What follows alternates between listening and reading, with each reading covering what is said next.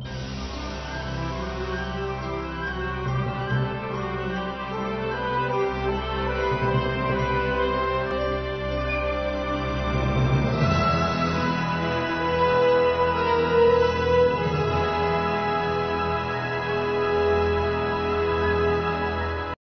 pisau mereka, siap menjadikannya sebagai makan malam.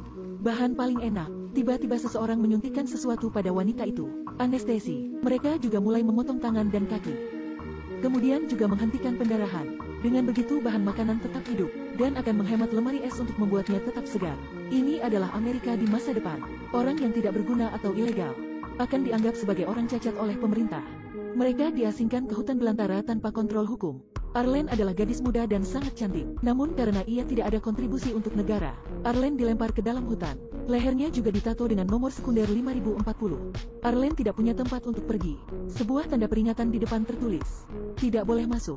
Jika nekat, maka bersiap mati." Siapa yang takut siapa? Arlene mengangkat sepanci air lalu berangkat. Setelah berjalan sebentar, dia menemukan mobil yang rusak.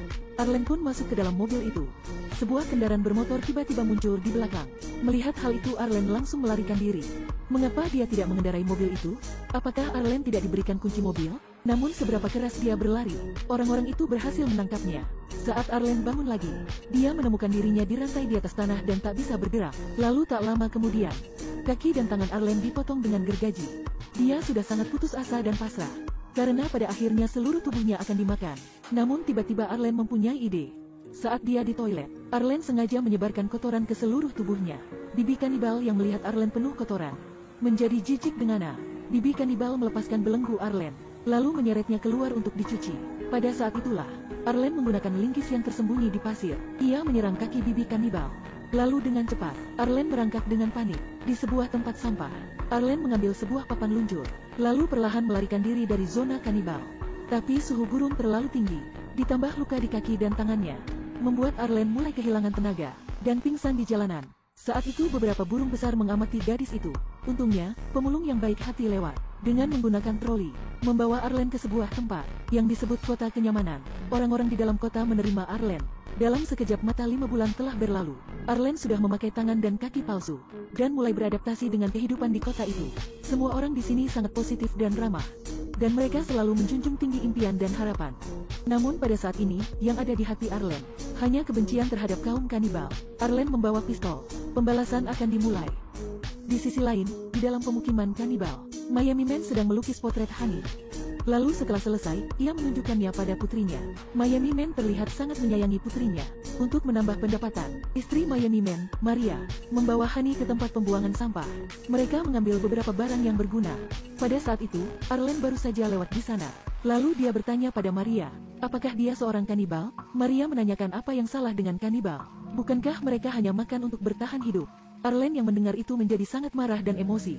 Ia harus kehilangan tangan dan kakinya karena kanibal. Arlene pun menembak Maria dengan satu tembakan. Honey yang melihat ibunya tertembak, terlihat bingung.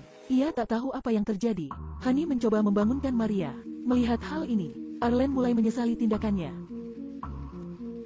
Setelah itu, Honey mulai mengikuti Arlene kemanapun. Meskipun Honey kanibal, namun ia tidak memiliki sisi kejam. Honey melihat kelinci untuk pertama kalinya.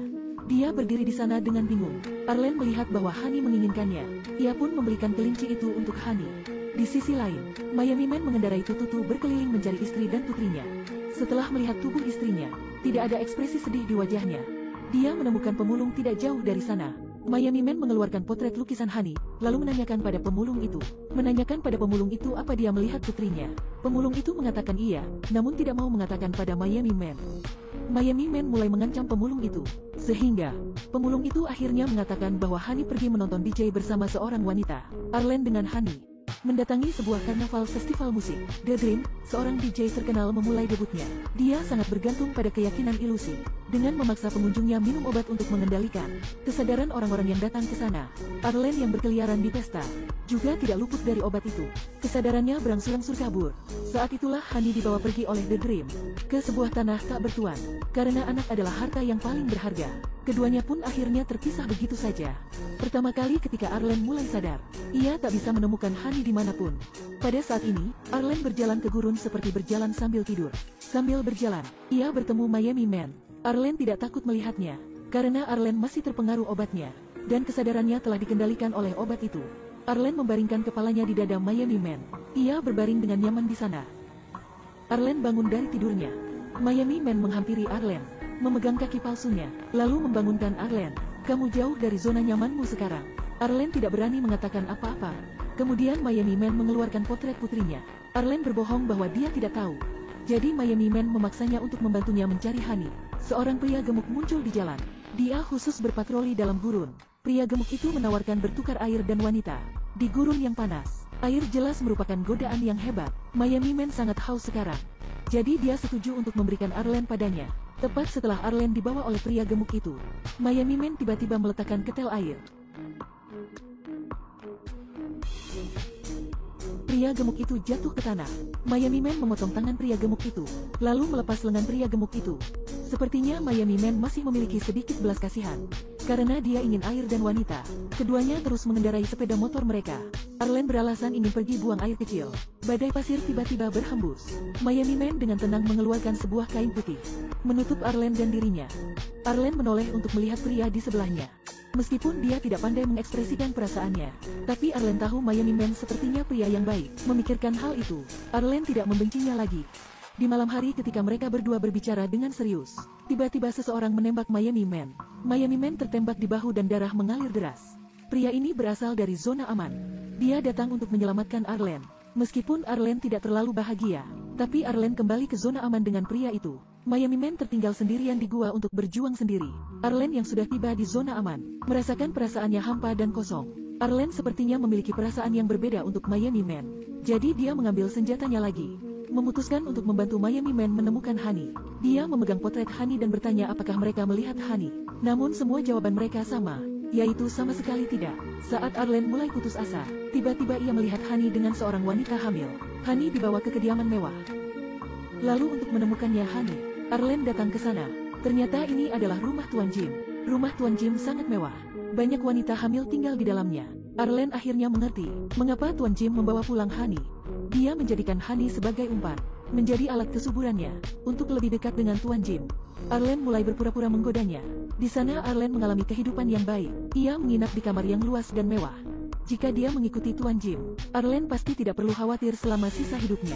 Tapi Arlen tidak punya niat untuk memikirkan ini sekarang. Di hatinya saat ini sudah ada Miami Man. Dia menemukan kesempatan. Dengan menculik salah satu wanita hamil, Arlen mengancam dengan pistol ke perut wanita itu. Arlen meminta untuk membawa Honey. Namun, membawa Honey pergi dari sana ternyata sama sekali tidak mudah. Honey tidak mau pergi. Namun dengan bujukan, Honey pun mau ikut dengan Arlen. Keduanya pergi ke padang pasir. Setelah semua kerja keras Arlen, dia berhasil menemukan Miami Man. Saat itu, ternyata pemulung sebelumnya muncul lagi, menyelamatkannya. Miami Man melihat Arlen yang dibawa pemulung itu, menjadi sangat marah. Arlen berusaha menjelaskan semuanya, dan berusaha meredakan kemarahan Miami Man dengan sikap tenang. Dan Arlen mengambil inisiatif untuk memegang tangannya. Miami Man tidak menolak. Keduanya saling menatap satu sama lain. Miami Man jatuh cinta pada Arlen. Selama ini orang yang dia cintai hanya putrinya.